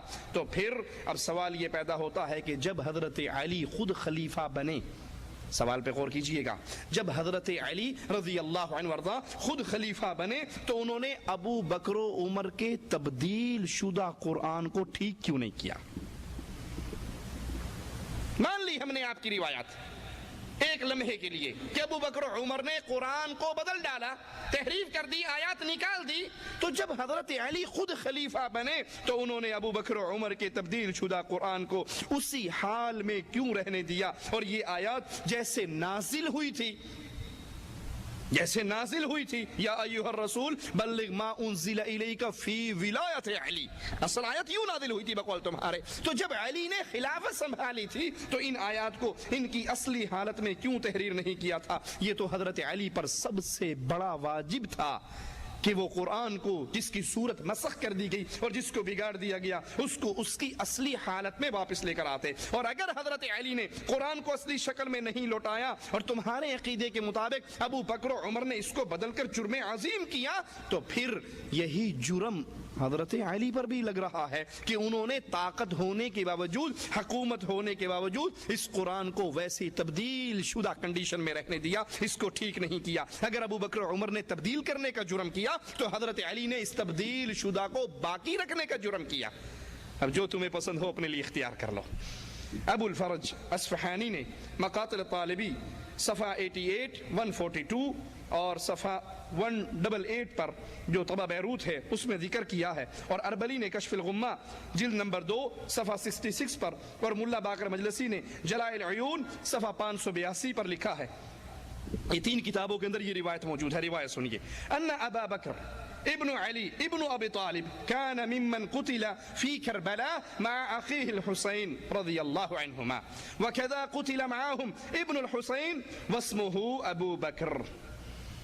شیعہ کی معروف 3 کتابیں اور تینوں کتابوں کے اندر یہ روایت موجود ہے کہ ابو بکر بن علی بن ابی طالب، غور کرنا ناموں پر، ابو بکر بن علی بن ابی طالب حضرت حسین کے ساتھ کربلا میں شہید ہوئے۔ دوسرا نام سنیے، وَكَذَا قُتِلَ مَعَهُمْ ابن الحسین، اسی طرح کربلا میں حسین کے اپنے بیٹے وَاسْمُهُ ابو بکر، جس کا نام ابو بکر تھا، وہ بھی کربلا میں قتل ہوئے۔ اور اسی طرح محمد اصغر جس کی کنیت ابو بکر تھی، یہ بھی حسین کے ساتھ کربلا میں شہید ہوئے۔ سوال، شیعہ ذاکر اپنی عوام کو قصہ کربلا سناتے ہیں، ان کی سیڈیاں کیسٹیں لے لیں اور سن لیں، لیکن اس شہادت حسین کے قصے میں نہ ابو بکر بن علی بن ابی طالب کا نام آتا ہے، نہ ابو بکر بن حسین کا نام آتا ہے، اور نہ محمد الاصغر جس کی کنیت ابو بکر تھی اس کا نام لیتے ہیں۔ کبھی سنا آپ نے؟ کیوں کہ اگر وہ یہ نام لیں کہ ابو بکر بن علی، ابو بکر بن حسین، تو وہ تو اپنے بیچاروں جہال کو یہی کہہ کر قابو کرتے ہیں کہ یہ بڑا دشمن تھا، ابو بکر بڑا دشمن تھا، علی کا عمر بڑا دشمن تھا۔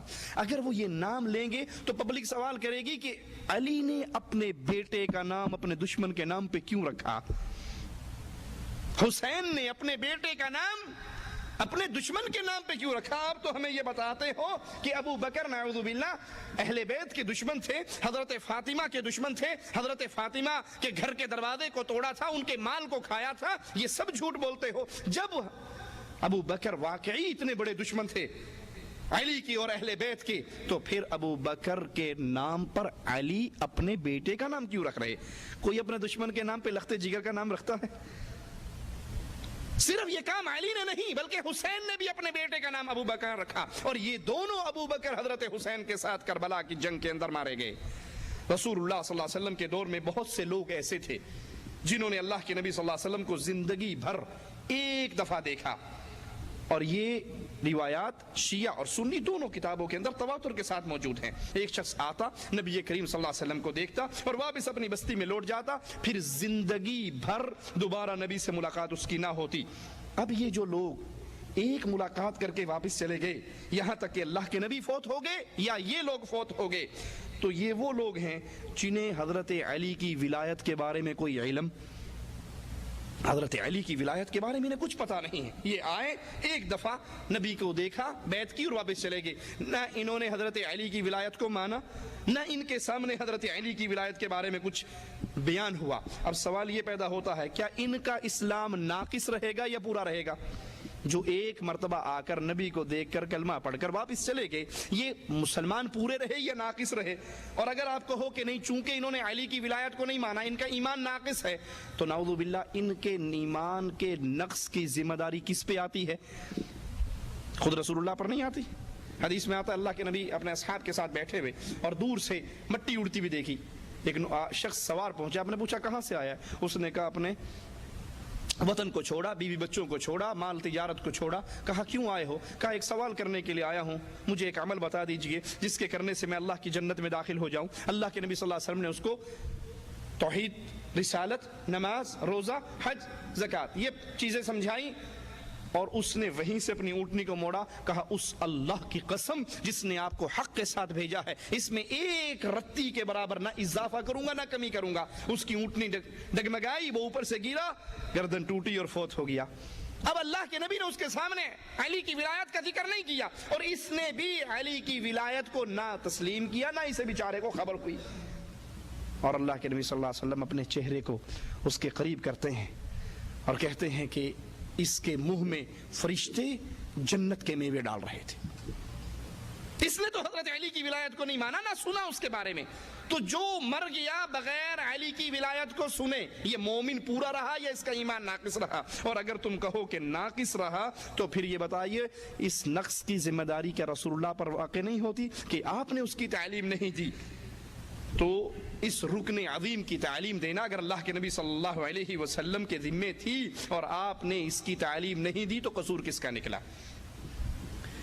شیعہ علماء اس بات کا انکار نہیں کر سکتے کہ ابو بکر و عمر رضی اللہ عنہما ان دونوں نے بیعت رضوان میں شرکت کی، درخت کے نیچے بیٹھے، اور ان سے اللہ راضی ہوا، ان کے دلوں کی کیفیت کو اللہ نے جانا، کیونکہ قرآن حکیم میں مالک فرماتا ہے لَقَدْ رَضِيَ اللَّهُ عَنِ الْمُؤْمِنِينَ إِذْ يُبَايِعُونَكَ تَحْتَ الشَّجَرَةِ فَعَلِمَ مَا فِي قُلُوبِهِمْ فَأَنزَلَ السَّكِينَةَ عَلَيْهِمْ۔ جو لوگ اللہ ان سے راضی ہوا جنہوں نے درخت کے نیچے بیٹھ کر اللہ کے رسول صلی اللہ علیہ وسلم کے ہاتھ پر، اہل ایمان میں سے جنہوں نے بیعت کی، اللہ ان سے راضی ہوا اور ان کے دل کو بھی اللہ نے ان کے حال کو بھی جانا اور ان پر اپنی سکینت، اپنی رحمت کو بھی نازل کیا۔ اس آیت کی روشنی میں اللہ ابو بکر و عمر سے راضی ہوا اور جو کچھ ان کے دل میں یعنی جو ایمان تھا اس کو بھی اللہ نے جانا۔ اب شیعہ علماء کے لیے کیسے جائز ہے کہ جن کے ایمان سے اللہ راضی ہونے کا اعلان کر رہا ہے اور وہ ان سے بغض رکھیں، ان کو کافر کہیں؟ اس کا مطلب یہ ہوا کہ وہ نعوذ باللہ اللہ کی بات کو جھٹلا رہے ہیں۔ اللہ کہہ رہا ہے فَعَلِمَ مَا فِي قُلُوبِهِمْ، ان کے دل میں جو ایمان ہے میں نے اس کو جان لیا، اور یہ کہہ رہے ہیں کہ نہیں اللہ تو نے نہیں جانا، ہم جانتے ہیں کہ یہ دونوں کے دونوں کافر تھے اور یہ دونوں کے دونوں انہوں نے قرآن کو بدل دیا تھا، انہوں نے دین کو بدل دیا تھا، ہم تجھ سے زیادہ جانتے ہیں۔ کیا تم اللہ سے زیادہ جانتے ہو؟ اللہ تو ان کے ایمان کی گواہی قرآن میں دے رہا ہے، اور اگر بقول تمہارے کہ نبی کی وفات کے بعد ان کے دل میں سے ایمان ختم ہوا تو پھر سوال یہ بنتا ہے کہ اس آیت کو تبدیل حضرت علی نے کیوں نہیں کر دیا کہ پہلے ایمان تھا جب اللہ نے جانا تھا، اب تو نبی فوت ہو گئے اور یہ منکر ہو گئے ایمان سے، تو اس آیت کی اصلاح کر دیتے۔ شیعہ علماء اپنی کتابوں اور تقریروں میں شہادت حسین کے قصے کو بیان کرتے ہیں، اور اس قصے میں خاص بات بیان کرتے ہیں وہ یہ کہ حضرت حسین حالت پیاس میں مارے گئے، حضرت حسین حالت پیاس میں مارے گئے، اسی میں شہید ہوئے۔ اور بعض شیعہ روایات میں یہاں تک بھی ہے کہ حضرت حسین نے فرمایا یا شیعتی کلما شربتم الماء تذکرونی، اے میرے شیعو تم جب بھی پانی پیو گے مجھے یاد کرو گے۔ اس لیے آپ نے دیکھا ہوگا انڈیا پاکستان کی پانی کی ٹینکیوں پہ لکھا رہتا ہے پانی پینے والے یاد کر پیاس حسین کو۔ اس کربلا کا ایک واقعہ جو بڑی شدت سے شد و مت سے پیش ہوتا ہے وہ حضرت حسین رضی اللہ عنہ وارضاہ کی پیاس ہے۔ اب سوال پیدا ہوتا ہے کہ شیعہ عقائد کے مطابق ائمہ کو علم غیب ہوتا ہے، ائمہ کو علم غیب ہوتا ہے، وہ ساری غیب کی باتیں جانتے ہیں۔ کلینی نے اصول کافی جلد نمبر 1 صفحہ 260 پر باب باندھا ہے ان الائمہ علیہم السلام یعلمون علم ما کان وما یکون وانہ لا یخفى علیہم الشیء۔ کلینی باب باندھ رہا ہے اپنی کتاب کا کہ ہمارے جتنے ائمہ ہیں ان کو جو ہو گیا اور جو ہونا ہے دونوں کا خبر، دونوں کا علم ہوتا ہے، اور وَأَنَّهُ لَا يَخْفَى عَلَيْهِمْ، ان سے کوئی ایک ذرہ بھی دنیا میں چھپا ہوا نہیں رہ سکتا۔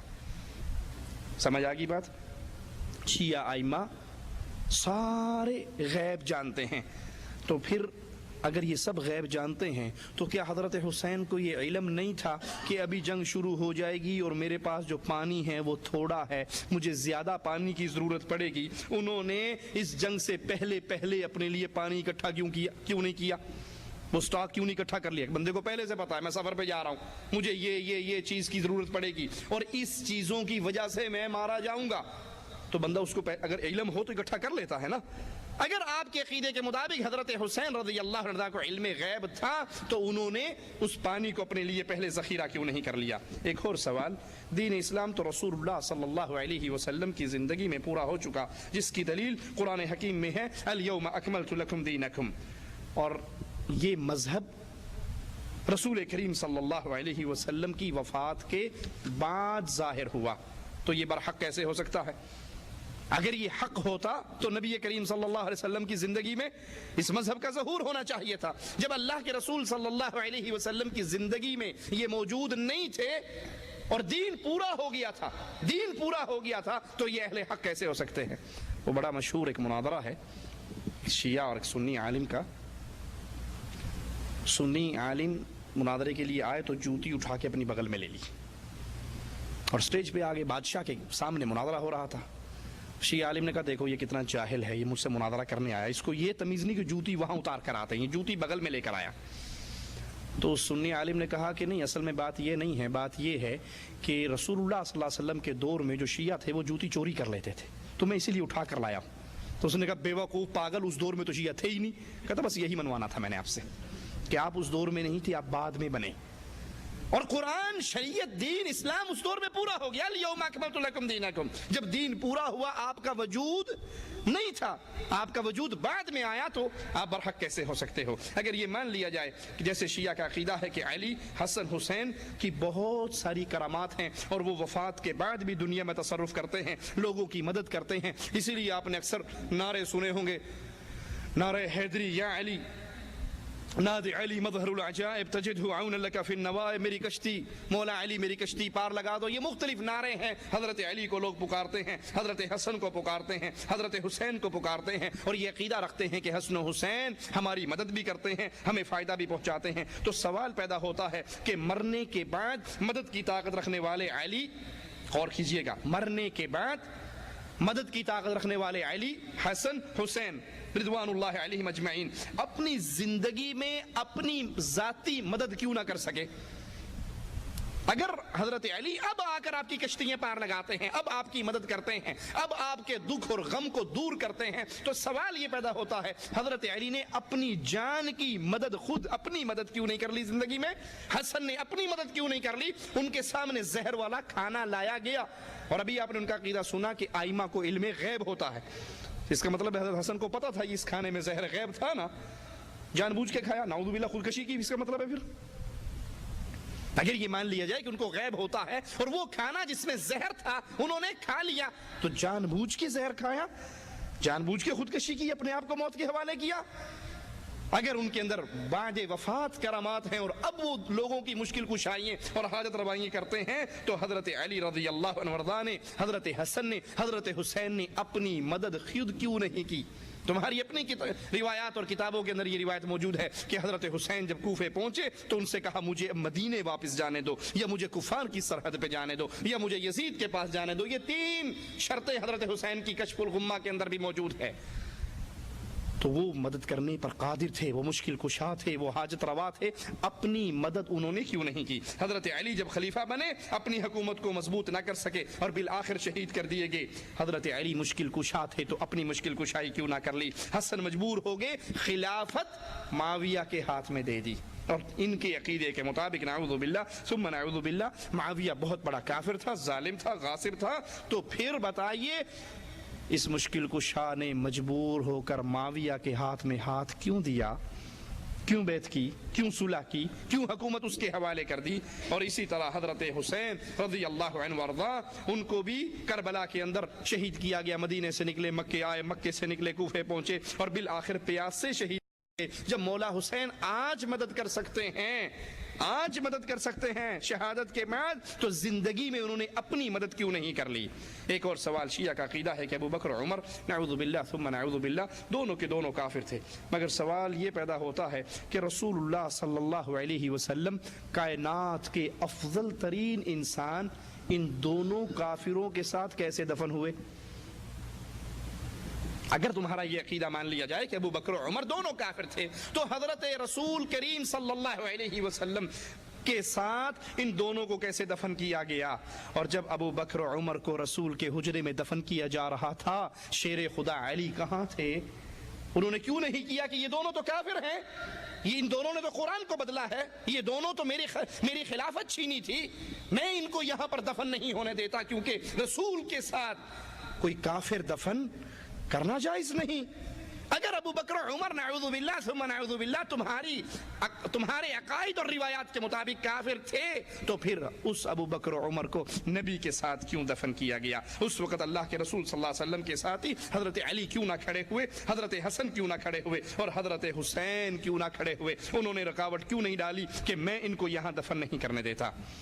شیعہ کا عقیدہ ہے کہ علی کی امامت پر دلیل قرآن سے ثابت ہے، قرآن سے ثابت تھی اور قرآن کی نص تھی، مگر صحابہ نے اس کو چھپا دیا.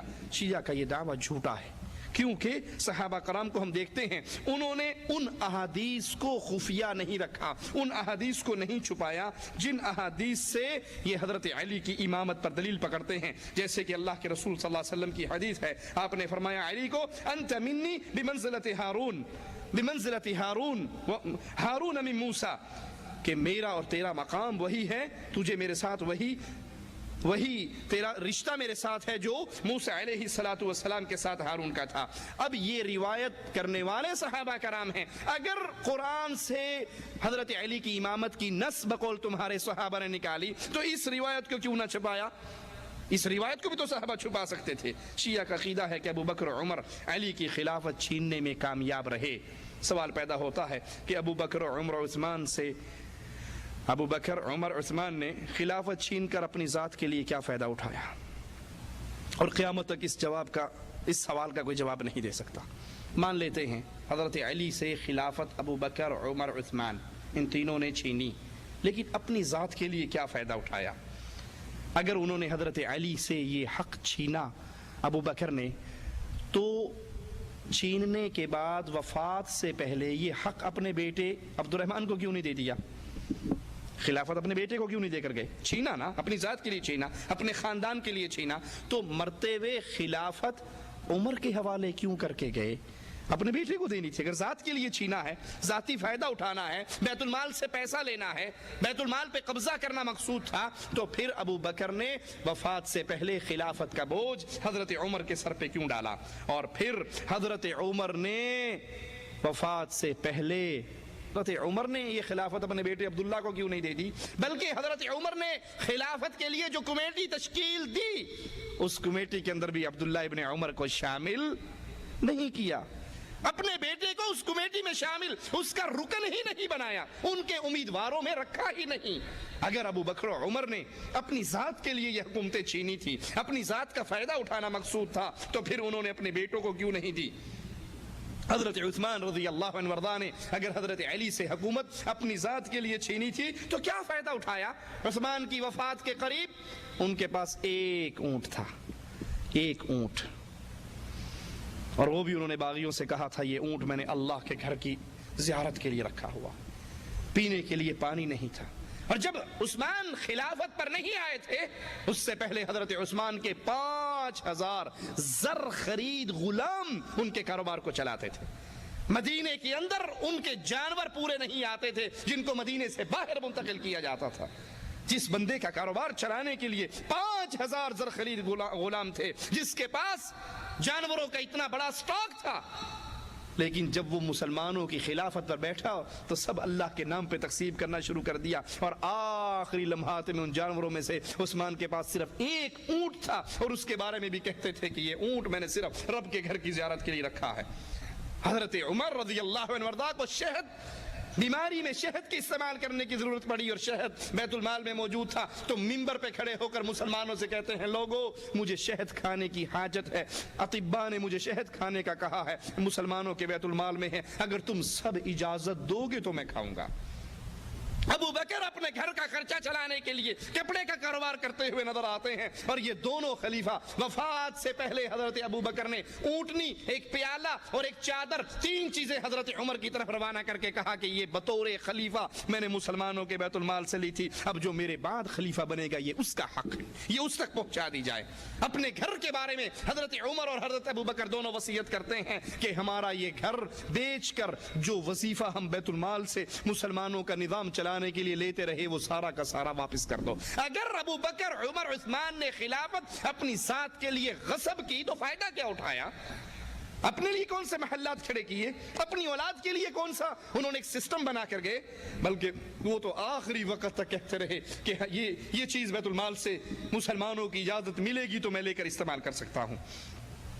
شیعہ حضرات کا قول ہے کہ حضرت علی رضی اللہ عنہ ایک دن انه لما خرج على اصحابه محزونا يتنفس قال كيف انتم وزمان قد اضلكم۔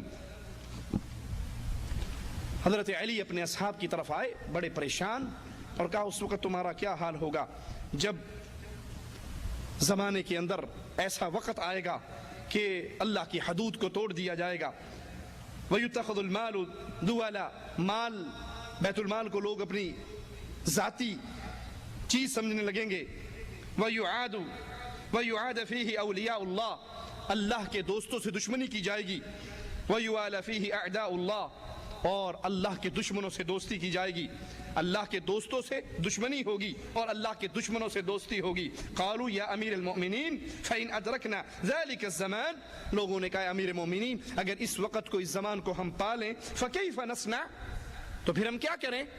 جب اتنی تبدیلی آ چکی ہو اور وہ زمان ہم پالیں، وہ زمانہ ہم دیکھ لیں تو کیا کریں؟ قال علیہ السلام كونوا كأصحاب عیسیٰ علیہ السلام نشروا بالمناشیر وصلبوا على الخشب، کہا پھر اس وقت تم عیسیٰ علیہ السلام کے ساتھیوں کی سیرت کو سامنے رکھنا جن کو آروں سے چیر دیا گیا، جن کو سولیوں پہ ٹانگ دیا گیا۔ قال علی فرما رہے ہیں موت فی طاعت اللہ عز وجل خیر من حیات فی معصیت اللہ، اللہ کی اطاعت میں موت آ جانا اللہ کی نافرمانی میں زندہ رہنے سے زیادہ بہتر ہے۔ نہج السعادہ جلد نمبر 2 صفحہ 639۔ اب سوال یہ پیدا ہوتا ہے کہ حضرت علی کے اس فرمان کی روشنی میں شیعہ کا عقیدہ تو کیا، ظاہر کچھ کرو چھپاؤ کچھ، سنی سے بات کرو تو وہ چیز بیان کرو جو تمہارے اندر نہیں ہے، اپنی بات کو، اپنے مسلک کو، اپنے مذہب کو چھپا کر رکھو، اور اس عقیدے کو دین کا جز مانتے ہیں۔ اصول کافی جلد نمبر 2 صفحہ 218 پر موجود ہے۔ ابو عبداللہ علیہ السلام نے فرمایا لا ایمان لمن لم لا تقی لہ، جس کا جو تقیہ نہیں کرتا اس کا کوئی ایمان نہیں ہے۔ تو حضرت علی اس عقیدے کے خلاف کیوں تعلیم دے رہے ہیں؟ وہ تو کہہ رہے ہیں کہ کفر کے سامنے ڈٹ جانا، غلط بات کے سامنے ڈٹ جانا اور ڈٹتے ہوئے مر جانا، حق پر مر گئے، حق پر مرنا کفر اور باطل پر زندہ رہنے سے زیادہ بہتر ہے۔ اگر یہ دین کا جزء ہے، اپنی بات کو چھپا کر دوسرے کی بات کہہ دینا یہ دین ہے اور دین کا جزء ہے، تو حضرت علی نے اس کے خلاف کیوں دعوت دی؟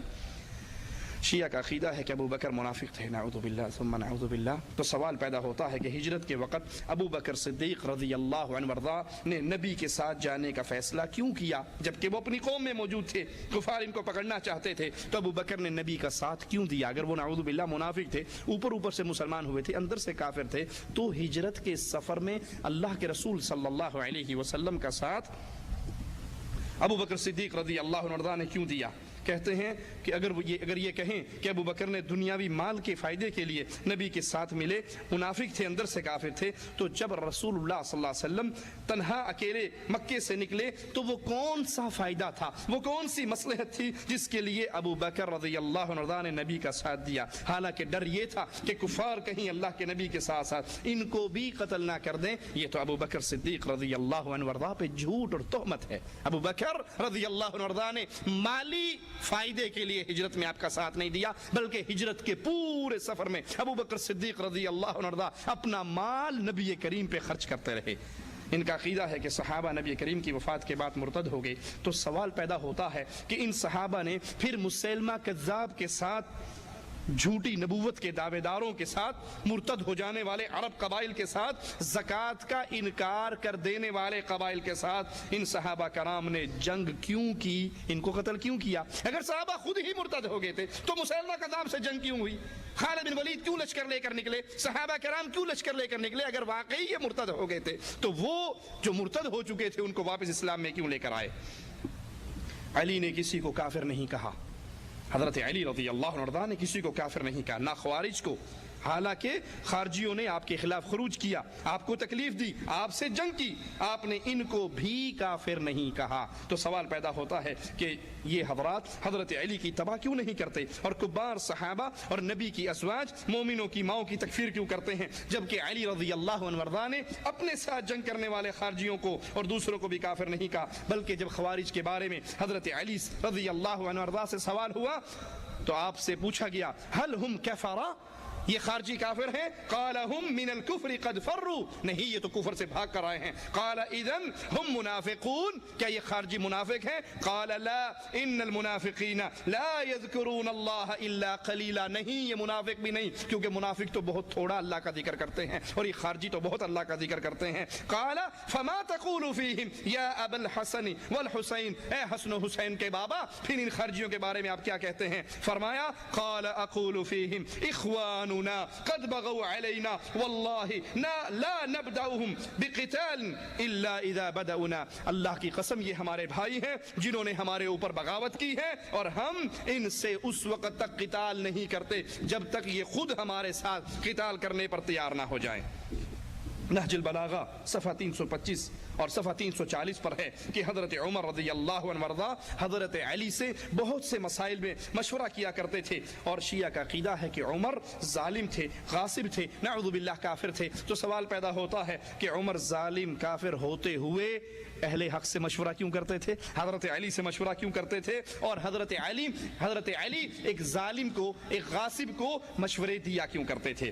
سنی اور شیعہ کتب کے اندر یہ بات موجود ہے کہ سلمان فارسی کو حضرت عمر نے مدائن کا امیر مقرر کیا اور عمار بن یاسر کو کوفے کا امیر مقرر کیا۔ شیعہ عقائد کے مطابق سلمان فارسی، عمار بن یاسر علی کے بہت بڑے مددگار اور حمایتی تھے اور شیعان علی میں سے تھے۔ سوال پیدا ہوتا ہے کہ عمار بن یاسر اور سلمان فارسی نے جو کہ عمر رضی اللہ عنہ وارضا جو شیعہ عقائد کے مطابق کافر، نافرمان اور قرآن کی تحریف کرنے والے علی کے دشمن تھے، اس کی ظالمانہ حکومت میں گورنری کیوں قبول کی؟ امیر صاحب خلیفۃ المسلمین ظالم ہے، کافر ہے، قرآن کو بدلنے والا ہے، علی کا دشمن ہے، تو علی کے ساتھیوں نے اس کو کی گورنری کے عہدے کو قبول کیوں کیا؟ اے عقل مند لوگوں، اے حق کی تلاش کرنے والوں، اے وہ جو یہ چاہیں کہ ہم قیامت کے دن رسول کریم صلی اللہ علیہ وسلم کے جھنڈے کے نیچے کھڑے ہوں، سوال کیا جاتا ہے، ذرا غور کیجئے، کیا اللہ کے نبی نے ہمیں نیک بیوییں تلاش کرنے کا حکم نہیں دیا؟ فوراً جواب میں یہ لوگ کہیں گے کہ ہاں بالکل، اس میں کوئی شک نہیں۔ تو پوچھا جائے آج کے کسی آدمی سے، کیا تم کسی زانی کی بیٹی سے نکاح کرو گے؟ تو کوئی بھی شیعہ اس پر تسلیم کرنے کے لیے تیار کہ نہیں، اعوذ باللہ، میں کیوں زانی کی بیٹی سے شادی کروں؟ تو آئیے یہ اپنی کتابوں میں لکھتے ہیں کہ نعوذ باللہ حضرت عمر زانیہ کا بیٹا تھا۔ یہ عقیدہ بہرانی نے اپنی کتاب کشکول میں جلد نمبر 3 صفحہ 210 پر لکھا۔ نعمت اللہ الجزائری نے یہی عقیدہ اپنی کتاب انوار النعمانیہ جلد نمبر 1 صفحہ 360 پر لکھا کہ نعوذ باللہ ثم نعوذ باللہ عمر ولد الزنا تھے اور اس کی بیٹی حفصہ منافقہ اور خبیثہ تھی بلکہ کافرہ تھی۔ اب سوال یہ پیدا ہوتا ہے کہ رسول اللہ صلی اللہ علیہ وسلم نے ولد الزنا کی بیٹی سے شادی کیوں کی؟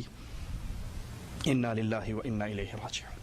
تم اپنے لیے اس کو پسند نہیں کرتے، آج کے دور کا بے غیرت سے بے غیرت انسان بھی اس کو اپنے لیے پسند نہیں کرتا کہ وہ کسی زانیہ کی بیٹی سے شادی کرے، اور تمہارے عقیدے کے مطابق نعوذ باللہ ثم نعوذ باللہ حضرت عمر ولد الزنا تھے، تو پھر حفصہ زانی کی بیٹی ہوئی، اس سے رسول اللہ صلی اللہ علیہ وسلم نے نکاح کیوں کیا؟ اور جب اللہ کے نبی صلی اللہ علیہ وسلم پر جبرائیل یہ پیغام لے کر آئے کہ اس سے رجوع کیجئے، انہا قوامۃ صوامہ، یہ بڑے روزے رکھنے والی اور قیام کرنے والی ہے اور جنت میں بھی یہ آپ کی بیوی ہے، تو اللہ نے کیوں منع نہیں کر دیا؟ اگر تمہارا عقیدہ ٹھیک ہے، اللہ کی قسم تم رسول اللہ صلی اللہ علیہ وسلم پر جھوٹ بولتے ہو اور اپنے لیے جو پسند کرتے ہو رسول کے لیے اتنا بھی پسند نہیں کرتے۔ تم میں سے کوئی کسی بدکار سے شادی کرنے کے لیے تیار نہیں ہوتا اگر پتہ لگ جائے، اور نعوذ باللہ رسول پہ اتنی بڑی تہمت لگائی کہ اللہ کے نبی صلی اللہ علیہ وسلم نے ایک بدکار کی بیٹی سے شادی کی۔ لا حول ولا قوت الا باللہ۔ اللہ ہمیں حق کہنے سننے کی توفیق عطا فرمائے، اللہ ہمیں فتنوں سے بچنے کی توفیق عطا فرمائے۔ اے اللہ مملکت سعودی عربیہ کی حفاظت فرما، اللہ یہاں کے امن کی حفاظت فرما، یہاں کے حکام کی حفاظت فرما، یہاں کے علماء کی حفاظت فرما۔ اللہ اس مملکت، یہ توحید کی مملکت جہاں پر لا الہ الا اللہ کی حکومت قائم ہے، جہاں پہ قبر پرستی کا شرک موجود نہیں ہے، اے اللہ تجھ سے سوال کرتے ہیں اس کے امن کے بارے میں کوئی انسان اگر فکر اور پلاننگ کرے اس امن کو خراب کرنے کے لیے، اللہ تو اس پہ اپنا قہر نازل فرما۔ اللہ اگر یہاں کے علماء کے بارے میں کوئی گندی فکر رکھے، اللہ تو ان کو برباد فرما۔ اللہ یہ پھلتا پھولتا ہوا توحید کا بوٹا اسی طرح پھولتا رہے اور یہاں پہ تیری توحید غالب رہے۔ جن ظالموں کی آنکھوں میں یہ کانٹے کی طرح چبھ رہا ہے، اللہ تو ان ظالموں کے ہاتھوں کو توڑ دے۔